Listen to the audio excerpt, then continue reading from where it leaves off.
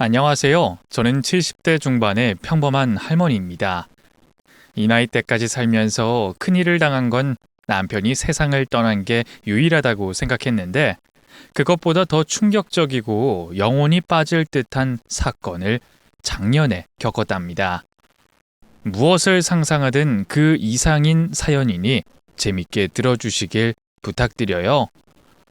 제 나이 70이 되던 해에 아들은 갓 30이 됐습니다. 맞아요. 저에게 하나 있는 아들은 40에 낳은 늦둥이랍니다. 남편을 여의고 홀로 애지중지 키워서 좋은 대학을 보내고 대기업에 취직을 시켰어요. 아들은 반항 한번 하지 않고 착하게 잘 자라줬답니다. 아들 녀석을 다 키워놓자 가정을 이루고 잘 사는 것만 보면 더할 나위가 없었어요. 그래서 결혼할 생각이 없느냐고 물었는데 글쎄 이 녀석이 벌써 결혼할 여자가 있다면서 집으로 데려오겠다는 겁니다. 순진한 숙맥인 줄 알았더니 저 몰래 연애를 꽤 많이 한 모양이더라고요. 그래서 며칠 뒤 며느리를 맞을 생각에 만찬을 준비하고 기다렸습니다.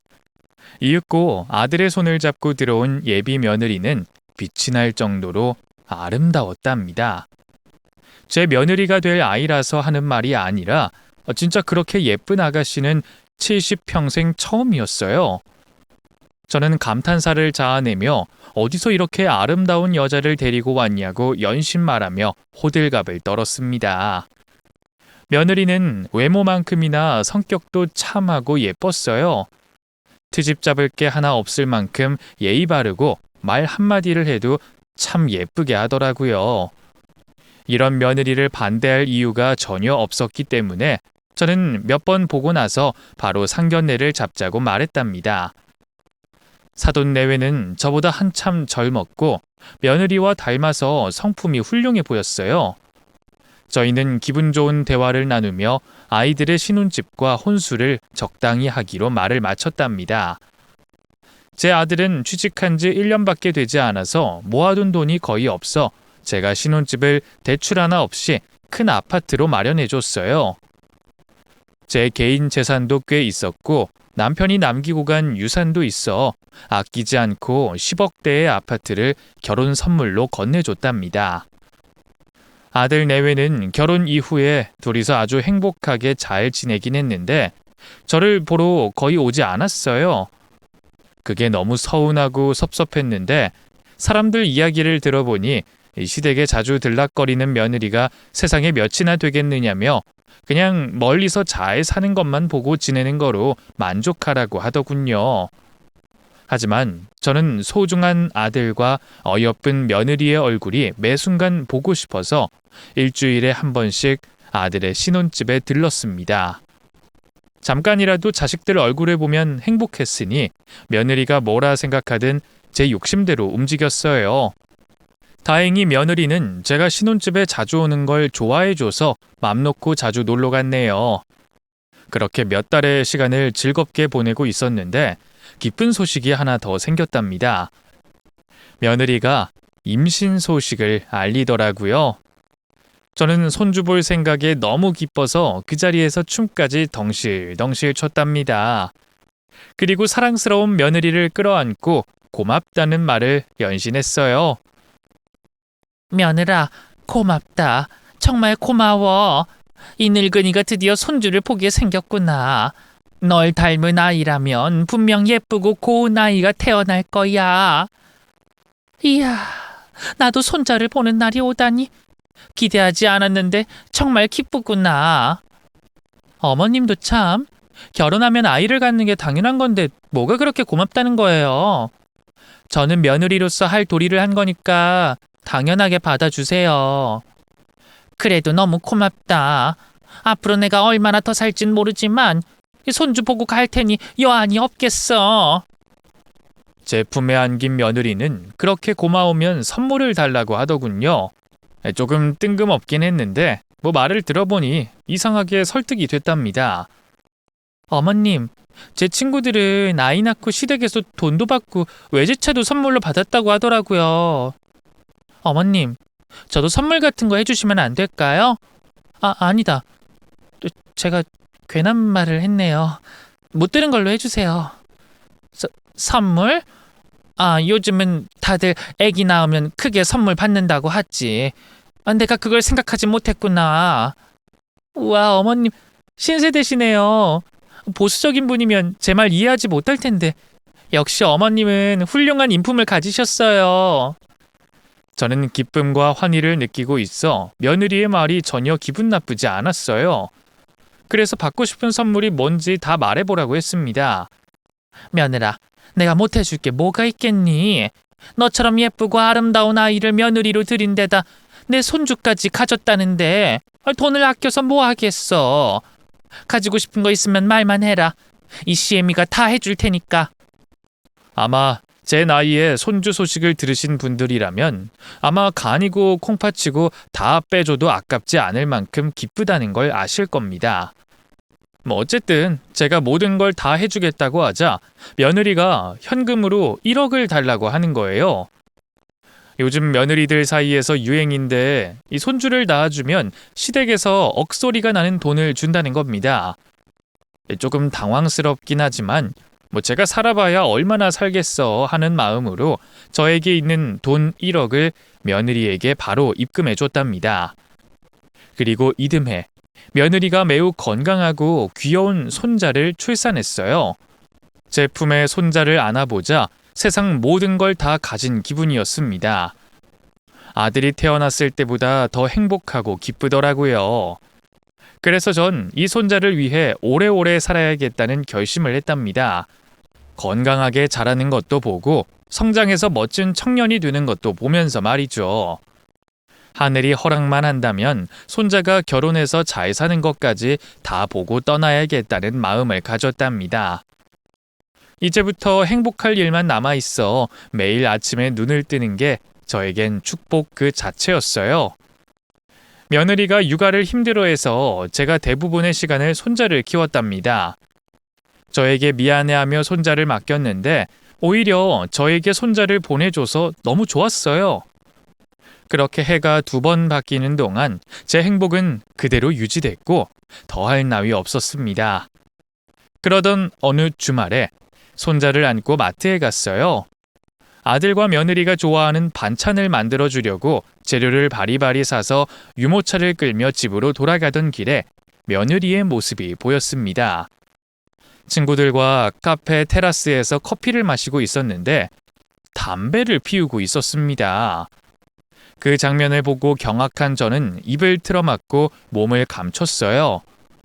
애기 엄마이자 단아하고 예쁜 며느리가 담배 피는 걸 봤으니 충격을 받은 거죠. 몰래 계속 엿보고 있었는데 며느리와 친구들은 줄담배를 피우며 걸걸한 욕을 섞어가며 실행욕을 하고 있었습니다. 곧 제 차례가 됐는지 며느리가 제 이야기를 꺼내더군요. 야, 내 시모년은 누린 누나는 놓친 내야. 니들은 그래도 젊은 시모들이라서 같이 다니면 쪽팔리진 않잖아. 난 시모년 데리고 밥 먹으러 다니면 개 쪽팔리다니까. 주름이 자글자글한 면상 보면 속으로 쌍욕이 절로 나온다고. 씹다만 개밥처럼 생긴 게 내 아들한테 뽀뽀하는 걸 보면 주둥아리 때리고 싶다니까. 지금도 생각만 해도 소름 끼친다. 야, 그래도 너 아들 낳았다고 1억이나 줬다며. 그 정도면 A급 시모 아니냐? 우리 시모는 꼴랑 1,000만 원 줬어. 한 달 놀고 나니까 그 돈도 사라지고 없더라. 넌 1억이면 봉 잡은 거야, 부러운 년아. 나도 돈 받을 땐 좋았지. 그런데 돈 좀 줬다고 매일같이 찾아와서 내 아들 시모년한테 맡기는 것도 찝찝해 죽겠다니까. 친정 엄마가 키워준다 했는데 시모년이 욕심내서 쭈글라망구가 키워주고 있단 말이야. 애기들은 제일 많이 보는 사람 닮는다고 하는데 내 아들이 시모년처럼 목같이 크면 어떡하냐고. 짜증나. 시댁이 멀었으면 좋겠다. 그동안 봐오지 못했던 며느리의 진짜 모습을 봤더니 충격은 꽤 컸습니다. 게다가 저를 어떻게 생각하고 있는지 직접 들어봤더니 가슴이 무너져 내렸어요. 못나고 쭈글거리는 노인네이자 손자와 떼어내고 싶은 존재라고 하니 몹시 기분이 좋지 않더라고요. 하지만 며느리가 뒤에서 무슨 이야기를 하든 신경 쓰지 않기로 했습니다. 며느리들이 모여 시댁 욕을 한 건데 그거 가지고 뭐라 하면 저를 더 미워할 것 같아 꾹 참고 넘어가기로 했어요. 물론 며느리가 전처럼 예쁘게만 보이진 않았습니다. 제 앞에서는 조신하고 예의 바른 척을 계속했는데 모든 게 가식처럼 보여서 웃음이 이전처럼 나오진 않았답니다. 며느리는 아들을 낳은 게 벼슬인 줄 알았는지 갈수록 더 심하게 놀더군요. 그동안 참아왔던 친구들과 놀아야 한다며 아들이 퇴근하고 집에 가도 밥을 얻어먹지 못했답니다. 매일 술에 취해 들어와서 꼬장을 부린다고 하더라고요. 아들은 산후 우울증이 생겨서 그런 거라며 저에겐 모른 척하고 있으라고 하더군요. 그런데 며느리의 이 같은 행동은 석 달이 지나도 계속됐어요. 술 취해서 정신 못 차리고 잠만 퍼질러 자는 날이 일주일에 3번 이상이었고 친구들과 카페에서 만나 줄담배를 피우며 시댁 욕하는 것도 여러 번 목격했답니다. 그래서 저는 더는 참으면 안 되고 따끔하게 한마디 해야겠다고 판단했습니다. 산후 우울증은 핑계고 그냥 자기 하고 싶은 대로 사는 거로밖에 보이지 않았으니까요. 그래서 며느리만 따로 제 집에 불러서 훈계를 시작했습니다. 며느라, 그동안 내가 쭉 지켜봤더니 너 좀 심하더구나. 매일 인사불성할 정도로 술 마시는 건 좀 그렇지 않니? 결혼해서 애까지 있는 애가 허구한 날 싸돌아다니는 건 아니지 않어? 그놈의 산후 우울증은 얼마나 더 오래 가는 거니? 어머님이 몰라서 그러는데 산후 우울증은 잠시 있다가 사라지는 게 아니에요. 집에 들어오면 숨 막혀서 죽을 것 같다고요. 이걸 제대로 풀어주지 못하면 평생 트라우마로 남는다고 했어요. 의사 선생님이요. 내가 보기엔 다 나은 것 같은데. 아니, 그 산후 우울증 따윈 없던 것 같던데 말이야. 너 친구들하고 모여 시댁 욕하면서 줄담배 피우는 것도 다 봤다. 아주 여러 번 말이야. 욕도 잘하고 담배도 맛있게 잘 피더라. 그런 애가 우울증이라는 건 좀 어긋나지 않니? 내가 지난 일은 모두 눈 감아줄 테니까 이젠 좀 정신 차렸으면 좋겠다. 앞으로 친구들 만나서 시어머니들 욕하는 짓도 그만해. 그런 행동을 남들이 보면 좋지 않어. 너 애기 엄마니까 그런 모임은 좀 자제하라고. 그러자 며느리는 그동안 자기를 훔쳐본 거냐며 소스라치게 놀라더군요. 어머님, 소름 끼쳐요. 여태껏 저 훔쳐본 거예요? 저야말로 기분이 그러네요. 그리고 어머님, 요즘 세상에 술, 담배가 어떻다고 훈계를 하세요? 애 엄마는 담배 피우고 술 마시면 안 되나요? 예, 알아듣게 좋은 말로 했더니 지금 나한테 따지는 거냐? 애 엄마가 몸에 안 좋은 걸 하지 말아야 하는 건 당연한 일이야. 네가 하고 있는 건 도덕적으로 잘못됐고 건강에도 치명적이야. 아, 나 졸라 짜증나네. 누가 꼰대 아니랄까봐. 어머님, 내 인생은 나 꼴리는 대로 하면서 살 테니까 어머님이나 똑바로 사세요. 그거 아세요? 어머님한테 냄새 나는 거 좀 씻고 다니세요. 제 아들이 맨날 어머님의 누린내 맡아가며 자란다고 생각하니까 부하같이 밀어요. 저는 며느리의 막말에 큰 충격을 받고 잠시 아무 말도 하지 못했습니다. 그러다 심호흡을 2번 하고 너 지금 말 다 했니? 시어머니한테 그따위로 말하라고 누구한테 배웠니? 네 잘난 친구들이 그렇게 하라고 하디? 라고 했더니 며느리가 한쪽 입꼬리를 올리며 대답하더군요. 아이, 꼰대 말 더럽게 많네. 이래서 늙으면 빨리 죽으라는 말이 나오지. 아, 귀신은 뭐하나? 이런 늙어 빠진 년 안 데려가고 말이야. 뭐라고? 지금 시애미더러 빨리 죽으라고 한 거냐? 너 생각보다 더 심각한 애구나. 안 되겠다. 그 더러운 성질머리 뜯어 고쳐주마. 화가 머리 꼭대기까지 솟은 저는 바로 며느리의 따귀를 세게 날려버렸습니다. 제가 손끝이 야무지고 힘이 좋아서 한 방에 며느리를 쓰러뜨렸죠. 그러자 며느리가 패악질을 하며 저에게 왜 때리냐고 따지더군요. 그래서 한 번 더 있는 힘껏 귓방망이를 날렸어요. 어찌나 세게 들어갔는지 며느리는 휘청거리다가 뒤로 넘어갔답니다. 저는 며느리를 내려다보며 말했어요. 다시 한번 말해봐라. 네 친구들하고 떠들던 대로 똑같이 짓거려 보라고. 빨리 죽으라고 말해보란 말이야. 내가 무슨 잘못을 했다고 때려요? 나 가만히 있지 않을 겁니다. 어머님 고소하겠다고요? 그래, 해봐라. 난 너의 실체를 다 까발리고 내 아들하고 이혼시키겠어. 누가 이기는지 붙어보자고. 며느리는 저에게 따귀를 맞고 머리가 흔들렸는지 비틀거리며 제 집에서 나갔습니다. 그리고 저는 바로 아들에게 전화를 걸어 며느리가 어떤 년인지 하나부터 열까지 다 말해줬답니다. 아들은 잠시 생각할 시간을 달라며 전화를 끊었습니다. 아무래도 자기 엄마한테 함부로 한 년과 같이 살 수 없으니 고민하고 있는 것 같았어요. 그런데 이튿날 아들은 전화 대신 제 집으로 찾아왔습니다. 혼자가 아닌 며느리를 데리고 왔죠. 무슨 말을 하려는지 일단 들어보기로 했습니다. 그런데 제 예상에서 완전히 빗나간 말을 하기 시작했습니다. 아들이 한숨을 쉬며 저에게 볼멘 소리를 하더군요. 엄마, 왜 거짓말을 하고 그러세요? 착한 며느리를 왜 막말하고 못돼 처먹은 며느리로 만드냐고요. 이 사람한테 다 들었어요. 어제 손자 보는 게 힘들다면서 제 철을 교육시키면서 따귀까지 날렸다면서요. 엄마 그런 사람인지 꿈에도 몰랐어요. 뭐야? 내가 손주 보기 힘들어서 네 철을 때렸다고? 얘가 그렇게 말하디? 이거 참 어이가 없네. 넌 내 말 안 믿고 저 여우년 말을 믿는 거야? 아들은 며느리가 한 말을 믿는다며 저를 이상한 노인네로 취급하더군요. 엄마, 나이 들면 질투도 심해지고 정신 연령도 낮아진다고 들었어요. 엄마도 예외가 아니었나 봅니다. 어제 일 후회하시죠? 그럼 이 사람한테 사과부터 하세요. 그리고 저랑 병원에 가서 상담 좀 받으러 가요. 아니야, 난 멀쩡해.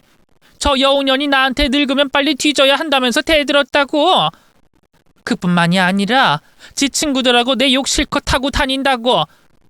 냄새나고 늙고 못생긴 15년이라면서 막말했단 말이다. 엄마, 그게 말이 된다고 생각하세요? 그리고 제가 그 말 믿을 거라 생각하신 거예요? 엄마, 빨리 잘못 시인하시고 사과부터 해요. 안 그럼 저도 엄마 얼굴 안 볼 거예요. 아들까지 저를 믿어주지 않으니 환장할 것 같더군요. 이윽고 온몸에서 화가 터져 나오는 바람에 소리를 꽥 지르며 며느리 년에게 달려들었습니다. 그러자 아들이 저를 바닥으로 밀어버렸습니다. 엄마, 지금 뭐 하는 짓이에요? 진짜 해도 해도 너무하시는 거 아니에요? 너 지금 엄마 밀친 거니? 아유, 집안에 여자가 잘 들어와야 한다더니 우리 집 보고 하는 소리였네. 아이고 억울해.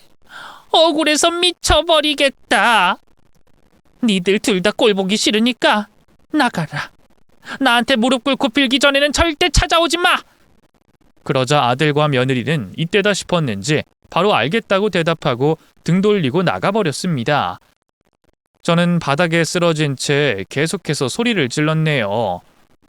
아들 내외는 그날 이후로 제 집에 오지 않았습니다. 물론 손자도 마찬가지였고요. 아들과 며느리는 그렇다 쳐도 눈에 넣어도 아프지 않을 손자를 보지 못하니 미칠 것 같았습니다. 손자를 보려면 제가 잘못하지도 않았는데 사과를 해야 했으니 그냥 굳게 마음 먹고 혼자 살기로 작정했답니다. 나이든 시모한테 폐륜적인 막말을 하는 며느리년과 그년의 편을 들며 엄마 말을 믿지 않는 아들은 필요 없겠다 싶었어요. 무자식 상팔자라는 말을 가슴에 새기고 혼자 살기로 결심했네요. 손자 녀석이 눈에 아른거리긴 했는데 몇 달의 시간이 지나니 조금 잊혀졌습니다. 아들 내외는 저와 완전히 연을 끊을 생각이었는지 연락도 한 통 없더라고요. 제가 인생을 헛살아도 한참 헛살았나 봅니다. 아들 내미는 제가 그립지도 않은 것 같았습니다. 그렇게 3년의 세월이 흐르는 동안 저는 혼자 살았어요. 노인정 친구들을 만나는 것 빼고는 나머지 시간을 혼자서 보냈습니다. 제 취미는 텔레비전을 보는 것과 유튜브 사연 채널인 이곳에 자주 들어와 이야기를 듣는 거였어요. 여기에도 저 같은 사람들이 몇 명 있는 것 같아 조금은 위로가 됐네요. 그렇게 1년의 시간이 지나자 아들과 며느리 그리고 손자가 예고도 없이 제 집을 찾아왔습니다. 사실 속으로는 많이 자란 손자 얼굴을 보고 기뻤는데 겉으로는 아무런 내색을 하지 않았어요. 니들이 웬일이냐? 우리가 이렇게 얼굴 마주보고 이야기할 사이는 아닌 것 같은데. 엄마, 그동안 잘 지냈어요? 몇 번이고 찾아오려고 했는데 타이밍을 놓치는 바람에 이제야 찾아왔어요. 난 아직 너희들 받아줄 마음 없다. 나한테 큰 소리 뻥뻥 치고 3년 동안 찾아오지 않더니 무슨 일로 온 겠냐? 며느라, 왜 그렇게 조용하니? 안 본 사이에 철이라도 든 거니? 아니면 조신한 척 연기하고 있는 거야? 며느리는 순한 양의 연기를 하고 있었는지 시종일관 고개를 숙이고 있었습니다. 제가 그때처럼 똑같이 해보라고 소리를 질러봐도 가만히 서서 꿀먹은 벙어리로 있더군요. 그러자 아들이 지난 일은 그냥 다 묻고 앞으로 잘 지내보자며 무릎을 꿇고 빌더라고요. 제가 며느리가 한 짓을 또 말해봤자 믿을 것 같지도 않았고 과거 일을 계속 떠들어대면 저만 치사한 노인네가 될 것 같아 길게 한숨을 쉬며 아들 내외를 받아줬어요. 그런데 저를 찾아온 이유가 다름 아닌 돈 때문이었습니다. 엄마, 우리 집 날렸어요. 이 사람이 주식 투자해서 재미 좀 봤는데 무리하게 대출받아서 했는데 싹 다 날렸다고요. 며칠 전에 집이 경매로 넘어가서 처가에서 지내고 있어요. 엄마, 죄송한데 저희 집 좀 해주시면 안 될까요? 그러니까 지금 니들 살 곳이 없어서 돈 뜯어내려고 날 찾아왔다는 거냐? 내가 보고 싶어서 온 게 아니라. 아주 가지가지하네. 3년 만에 나타나서 나한테 집 사달라고 하면 내가 떡하고 통장이라도 줄 거라 믿었냐? 어림도 없는 소리. 난 너희와 인연 끊었다. 나한테 자식은 없단 말이야. 엄마, 무슨 말을 또 그렇게 하세요. 천륜을 어떻게 끊겠어요. 저희 정말 엄마가 진심으로 보고 싶고 그리웠다고요. 게다가 엄마 손자가 매일 엄마 찾고 있다고요. 저는 화가 머리까지 뻗쳐 있었는데 손자의 얼굴을 보니 저도 모르게 화가 사그라들었습니다. 손자가 작은 입술로 할머니라고 부르는데 가슴이 찡하더군요. 이미 일은 벌어졌고 제가 열을 내봤자 해결되는 게 하나도 없었으니 화내는 건 그만하기로 했습니다.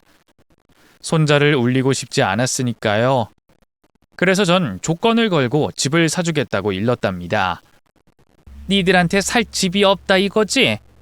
아들, 너는 모아둔 돈까지 다 날려버렸고. 그렇다면 내 집에서 2년 동안 같이 살자. 그때가 되면 너도 돈이 좀 모일 테니까 내가 절반 보태줘서 마련하도록 해라. 나도 가진 게 많지 않으니까 이런 제안하는 거다. 싫으면 그냥 나가고. 아들 내외는 저와 인연을 지내고 분가하는 게 여러모로 이익이라고 판단했는지 저의 조건을 받아들이겠다고 하더군요. 그래서 저는 손자와 붙어 살 수 있었습니다. 아들과 며느리에게는 화가 덜 풀려서 대화를 최소한으로 하며 어색하게 지냈어요. 오롯이 손자와 오붓한 시간을 보내려고 합가를 제안한 거였죠. 그런데 몇 주 뒤에 며느리가 말도 안 되는 부탁을 하더군요. 어머님, 요즘 애들은 교육이 빠른 거 아시죠? 그래서 말인데 어머님이 현빈이를 영어 유치원에 보내주시면 안 될까요? 이제 4살 된 애를 영어 유치원에 보내자고? 예, 아직 우리말도 제대로 못 쓰는 애를 영어 유치원에 보내는 게 말이 되냐? 그건 어머님이 몰라서 하는 말이에요. 한글 잘 모를 때 시작해야 영어 제대로 배운다고요. 어머님, 저희는 나중에 현빈이를 유학 보낼 생각이에요. 누구보다 잘나고 훌륭하게 키우고 싶다고요. 지금부터 준비하는 것도 빠른 거 아니에요. 현빈이보다 1살 어린 애들도 영어 유치원에 다닌다니까요. 아이고, 세상이 어쩌다 그렇게 변했냐. 나는 그냥 우리 손자가 건강하게 잘 놀면서 크면 좋겠는데. 어머님, 무엇보다 현빈이가 영어 유치원을 가고 싶어 해요. 못 믿으시겠으면 직접 물어봐요. 그래서 전 손자에게 영어 유치원에 가고 싶냐고 물었는데 조망만한 녀석이 고개를 끄덕이며 배시시 웃더라고요. 이러니 제가 어떻게 가만히 있을 수 있겠습니까? 천사 같은 제 손자가 배우고 싶다는데 안 된다고 말리는 건 말도 안 될 일이었어요. 그래서 비싼 돈을 들여 손자를 영어 유치원에 보내게 됐습니다. 그런데 꽤 오랜 시간을 배우고 오는 바람에 아침과 저녁에만 잠깐 손자를 보게 돼 많이 아쉬웠답니다. 맘 같아선 24시간을 붙어 있고 싶었는데 말이에요. 저는 손자가 없는 시간에 노인정을 가서 놀기도 하고 시장을 보기도 했습니다. 아무래도 혼자 살 때보다 입이 늘었으니 시장을 이틀에 한 번꼴로 보게 됐죠. 한편 며느리는 예전과 변했을 줄 알았는데 여전하더군요. 담배를 얼마나 피우던지 입에서 재떨이 냄새가 났답니다. 또 밖으로 나가서 뭐 하고 다니는지 꼭 해가 지면 어슬렁 기어 들어왔어요. 같이 산 지 보름이 될 때까지는 가만히 내버려 뒀는데 앞으로는 제 집에서 살려면 규칙을 지켜줘야겠다고 알려줬습니다. 예, 내 집에서 사는 동안만이라도 네가 저녁상을 차려라.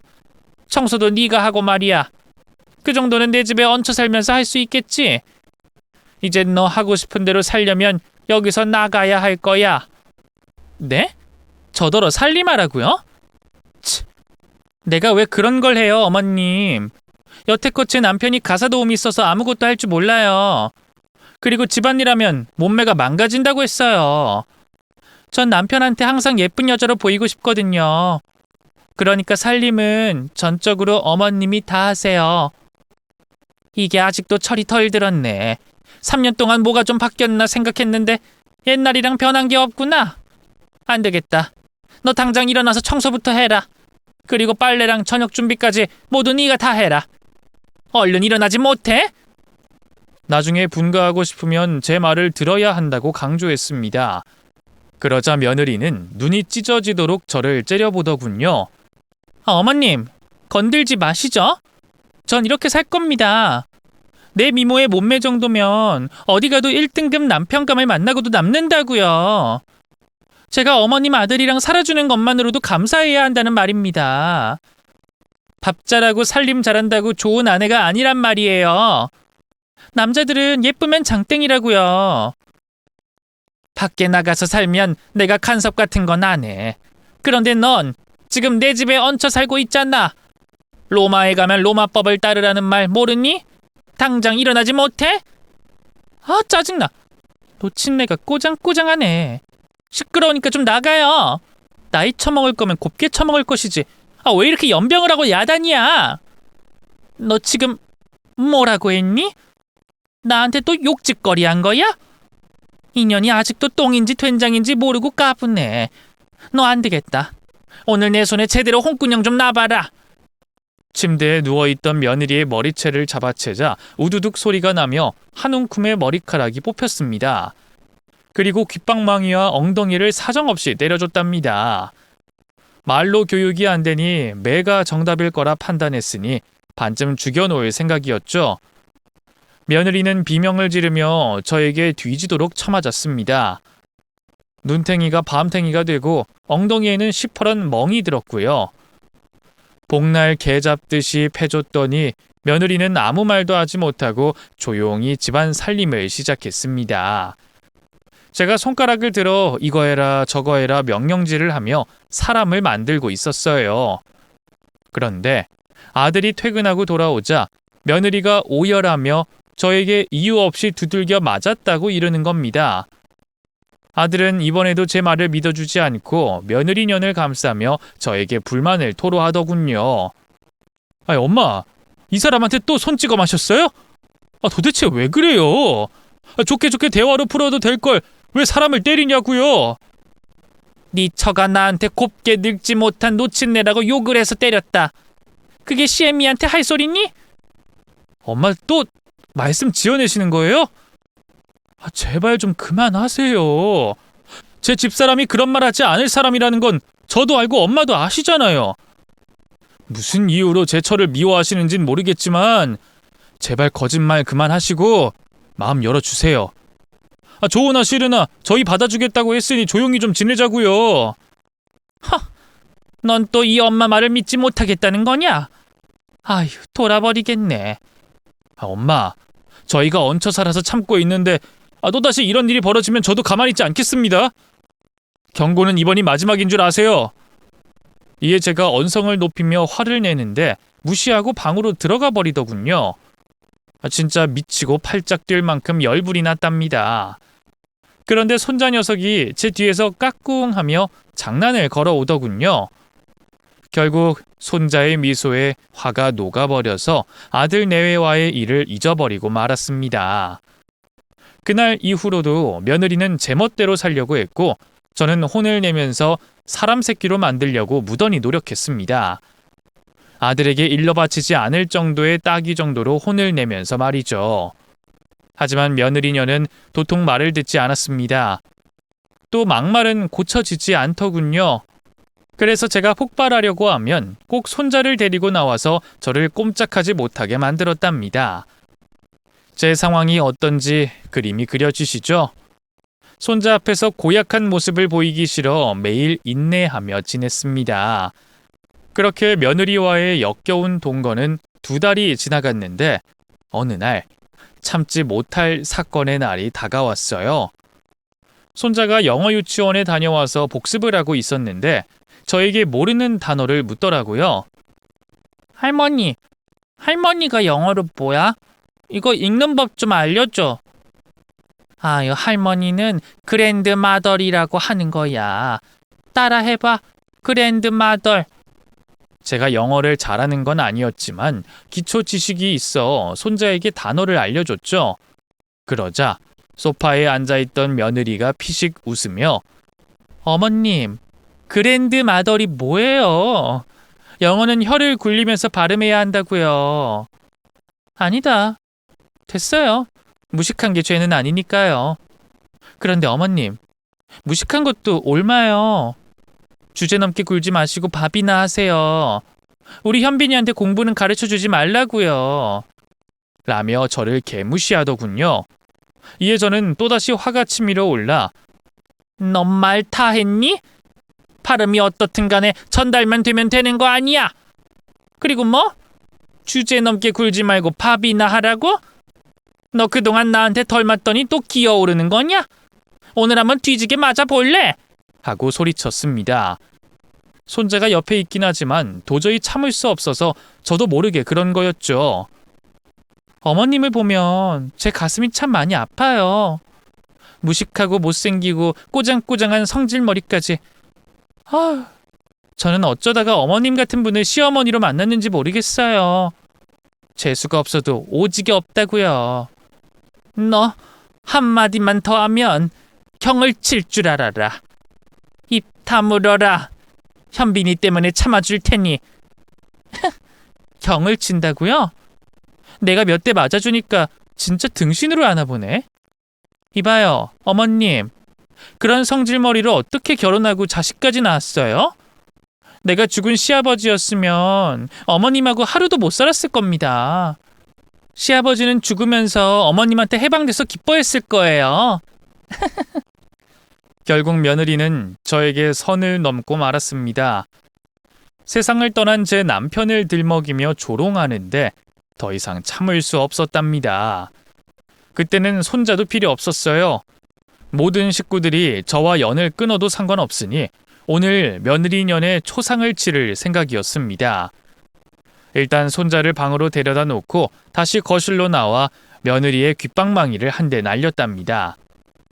이윽고 바닥에 자빠진 며느리의 배에 올라타서 양 주먹을 번갈아 가면서 면상을 후려쳤습니다. 어찌나 크게 분노했던지 제 주먹이 아픈 것도 모르고 계속 주먹을 질렀네요. 어머님, 이게 뭐하는 짓이에요? 그만 때려요. 아파 죽겠다고. 이 미친놈이네요. 내가 틀린 말 했어? 당신 같은 꼬장꼬장한 할망구를 데리고 산 시아버지가 불쌍하다고. 이 거렁뱅이 놓친네야. 당장 떨어져. 그래, 마음대로 짓거려라. 오늘 니년 초상 치르고 나 교도소에 가서 말뚝박을 낸다. 이 똥물에 튀겨주길 오살할 년아! 저는 퍽퍽 소리를 내며 며느리를 계속해서 응징했습니다. 그런데 잠시 후 현관문이 열리며 제 아들이 들어오더군요. 아들은 깜짝 놀란 얼굴로 다급하게 달려왔습니다. 엄마 그만하세요. 이러다 사람 잡겠어요. 이건 놔! 너도 똑같아. 이 애미 말은 죽어도 들어주지 않고 여우 같은 년한테 홀려서 헛소리만 남발하는 거 질려버렸다고! 오늘부로 너랑 네 마누라 년 그리고 네 아들까지 다 인연 끊어버리겠다. 다들 내 집에서 꺼져! 그리고 다시 며느리의 면상을 갈기려고 하는데 아들이 제 손목을 잡더군요. 그리곤 저를 힘으로 일으켜 세우더군요. 지 마누라가 얻어터지는 걸 보기 싫었는지 저를 멀찌감치 밀어냈답니다. 어차피 인연 끊기로 마음먹은 거 이판사판이다 싶어 아들 내미에 따귀를 한 대 세게 날렸답니다. 그러자 아들이 정장 마이를 벗어던지더니 두 주먹을 불끈 쥐었어요. 이 녀석이 엄마인 저를 공격할 생각이었나 봅니다. 저는 될 대로 되라 생각하고 아들의 뺨을 다시 거세게 날렸어요. 고개가 돌아간 아들은 주먹을 찔렀습니다. 제가 아닌 며느리에게 말이죠. 자빠져 있는 며느리의 배에 올라타서 두꺼운 양손으로 싸대기를 연타로 날리며 소리치기 시작했습니다. 이 머저리 같은 년아! 네 년이 감히 내 엄마한테 그따위 막말을 해? 그리고 엄마가 치매기가 있다고 헛소리까지 짓거려? 이 쓰레기 년아, 그동안 내 엄마 속을 뒤집어 놓은 죄를 이제부터 다 받게 될 거야. 저를 공격하나 싶었는데 아들은 어떻게 알았는지 며느리의 실체를 알고 참교육을 시작했답니다. 알고 보니 제 손자가 아들에게 이런저런 말을 다 했나 봅니다. 방에서 몰래 엿들은 말들을 일러 바친 겁니다. 며느리가 저에게 늙어 빠진 년, 곱게 나이를 처먹지, 늙으면 죽어야지 등등의 막말을 손자가 귀로 다 듣고 남편에게 그게 무슨 뜻이냐고 물었답니다. 그래서 아들은 뭔가 심상치 않다는 생각에 거실에 소형 CCTV를 설치해뒀다네요. 일주일 동안 녹화된 영상을 하나하나 살펴봤더니 며느리가 저에게 막말하는 걸 모두 믿게 됐답니다. 그동안 제 말을 믿어주지 못해 죄송하다고 울먹였어요. 그런데 CCTV에 걸린 건 며느리의 막말뿐이 아니었답니다. 제가 없는 사이에 며느리가 여러 남자와 애정이 깃든 전화통화를 했다네요. 그래서 아들은 진작부터 이혼할 마음을 가지고 있었고 증거를 수집하기 위해 매일 새벽마다 며느리의 핸드폰 비밀번호를 풀려고 애썼다네요. 결국 사흘 만에 비밀번호를 풀었고 그 안에 있는 통화 목록과 지저분한 카톡 대화와 더러운 사진들을 입수하게 돼 변호사를 만나 이혼 소장을 쓰고 오는 길이라고 하더군요. 저는 며느리가 최악인 건 알고 있었지만 바람까지 피우고 있는 건 모르고 있어서 많이 놀랐습니다. 아들은 모든 분노를 폭발시키며 며느리 년을 사정없이 두들겨 팼어요. 살려달라고 비는데도 멈출 생각이 없는 것 같았습니다. 그래서 저는 가만히 구경하고 있었습니다. 이런 년은 바지에 똥오줌을 지릴 정도로 맞아도 싸니까요. 며느리는 비명을 지르다가 곧 방구 소리를 뿡뿡 내며 진짜로 똥을 찌렸답니다. 저는 설마 했는데 냄새가 풍겨오는 걸 맡고 나서 알게 됐죠. 아들은 며느리를 거의 초주검으로 만들어 놓고 참교육을 끝내더군요. 숨을 씩씩 몰아쉬다가 이내 며느리 년을 질질 끌고 현관문 쪽으로 끌고 갔습니다. 그러자 바닥에는 똥이 길게 끌려 갈색으로 길이 새겨졌습니다. 며느리는 모든 사실이 들통나서 어떤 변명도 하지 않고 아들의 다리를 붙잡고 이혼만은 하지 말아달라고 애원했어요.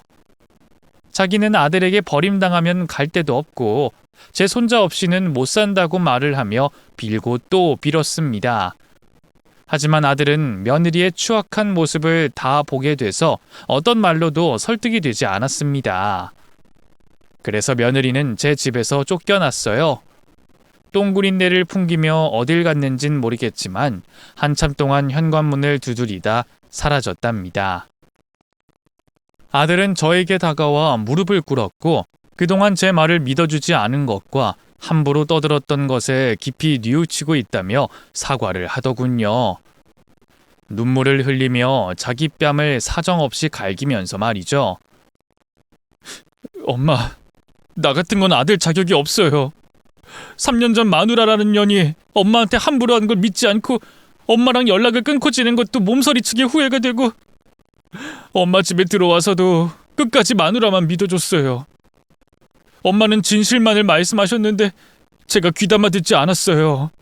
엄마 화가 풀릴 때까지 저 때리시면 달게 받을게요. 대신 저를 버리지만 말아주세요. 이 불효자에게 아들 노릇할 수 있게 기회를 주세요. 진심으로 죄송합니다. 저는 자기 뺨을 때리고 있는 아들에게 반성한다면 앞으로 100대를 더 때리라고 일러줬습니다. 용서받고 싶으면 네 뺨 더 세게 때려라. 그 정도로는 용서가 안 돼. 더 세게 100대 더. 네? 엄마 농담이죠? 아니, 진심인데. 아니면 내가 대신 때려줄까? 손 치워봐봐. 내가 100대 날려줄 테니까. 그러자 아들은 자기가 직접 뺨을 때리겠다며 한참 동안 짝짝 소리를 냈답니다. 이윽고 양볼이 호빵처럼 부어올랐고 시뻘개졌습니다. 그래서 전 그만하면 됐다 하고 아들을 그 자리에서 용서하기로 했답니다. 아들은 이혼 소장을 사돈 집으로 보냈고 며느리와 몇 주 뒤에 법정에서 만나게 됐어요. 아들이 영상으로 남겨둔 증거로 존속 폭언이 얼마나 큰 죄인 줄 아냐며 판사님에게 혼쭐이 났답니다. 저에게 씻을 수 없는 상처를 준 죄와 많은 남자들과 내연 관계로 지낸 상간죄로 어마어마한 위자료를 지급하라고 판결이 났습니다. 그리고 도덕적으로 문란하고 시모에게 욕설을 한 미친 사람이기 때문에 양육권을 제 아들이 갖는 건 물론이고 저희 허락 없이는 손자를 만나지 못해도 좋다는 판결이 나왔답니다. 며느리는 위자료를 친정에서 끌어다 갚아줬고 얼마 뒤 상간남 중에 하나와 살림을 차렸답니다. 며느리녀는 상간남에게 돈을 다 갖다 바치고 몇 달 만에 토사구팽당하고 말았다네요. 빈털터리가 돼 친정으로 돌아갔는데 사돈 부부는 며느리를 받아주지 않았습니다. 동네 창피한 건 물론이고 많은 재산을 까먹었으니 손절하기로 했다네요. 1년 동안 제 손자를 한 번도 찾지 않았는데 오갈 데가 없고 돈도 없으니 다시 저희 집으로 찾아왔더라고요. 아들은 문을 열어주지 말라고 했는데 무슨 말을 하는지 들어보고 혼쭐을 내주려고 며느리를 집안에 들였습니다. 그러자 바로 납작 엎드려서 자기를 제 집에서 살게 해달라고 빌더군요. 어머님, 여보, 내가 정말 잘못했어요. 순간의 실수로 일이 커지고 말았어요. 난 친구들이 같이 놀자고 해서 나간 것뿐인데 남자들이 들러붙어서 나도 모르게 실수한 거라고요. 그리고 어머님한테 막말했던 건 산후 우울증 때문이었어요. 그냥 누군가한테 화내고 싶었는데 그게 어머님이 됐던 거라고요. 이젠 저 예전으로 돌아왔어요. 참하고 조신한 여자가 됐다고요. 그러니까 내 아들하고 여기서 지내게 해주세요. 니년이 남자도 떨어지고 돈도 떨어져서 여길 찾아온 게지? 1년 동안 즐길 거 다 즐기고 아무것도 없으니까 이제야 내 손자를 들먹거리면서 이 집에 빌부터 살려고 온 거고. 넌 어쩜 내 예상이 1도 빗나가지 않는 거냐? 어머님, 제가 잘못했어요. 그런데 저 진심으로 반성 많이 했어요. 이젠 아들 없으면 못 살 것 같아요. 그러니 저를 받아주세요. 원하신다면 어머님의 시녀가 돼 살겠습니다. 옆에 두고 부려먹으면서 살라고? 그 말에 구미가 당기긴 하지만 내 손자를 생각하면 절대 안 되지. 싸가지를 밥 말아먹고 남자들한테 환장한 너를 내 손자 엄마로 들일 수 없다. 이제 할 말 다 했으면 나가봐라.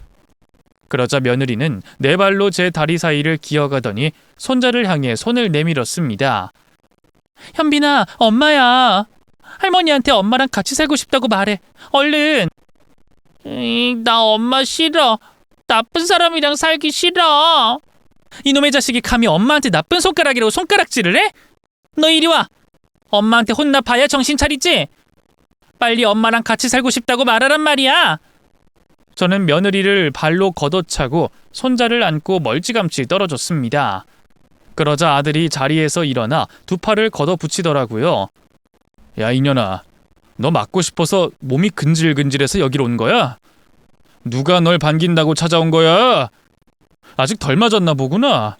좋아, 니년한테 복수해주고도 아쉬웠는데 오늘 좀 풀어보자. 이리 와봐. 그랬더니 겁먹은 며느리가 내 발로 뒷걸음질을 치더라고요. 여보, 나 안 받아줄 거야? 그럼 그냥 돌아갈게.